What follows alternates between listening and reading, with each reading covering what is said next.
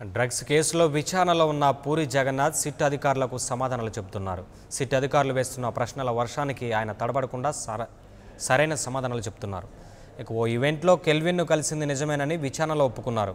పబ్లో కలిసిన తర్వాత కెల్విన్కు తనకు ఎలాంటి సంభాషణలు జరగలేదని చెప్పినట్లు సమాచారం అందుతోంది. అయితే డ్రగ్స్ వాడే అలవాటే లేదని ఆయన పేర్కొన్నారు. ముందుగానే ప్లాన్తో పూరి జగన్నాథ్ విచారణకు వచ్చినట్లుగా అధికారులు అంటున్నారు. ఎవరిని వదలకూడదు కేసీఆర్ అంటున్నాడు, మంచి మాట చెప్పాడు సారు.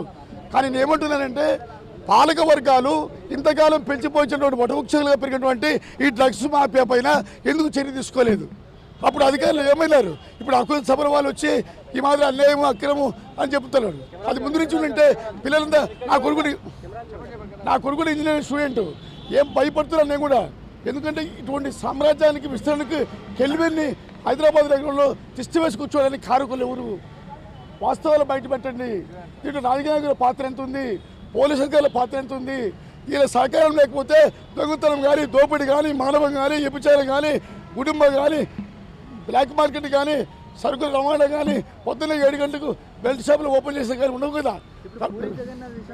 పూరి జగన్నాథ్ విషయంలో ఆక్షేపణ ఏమంటున్నా, మానవకుల ఉల్లంఘన అంటున్నా.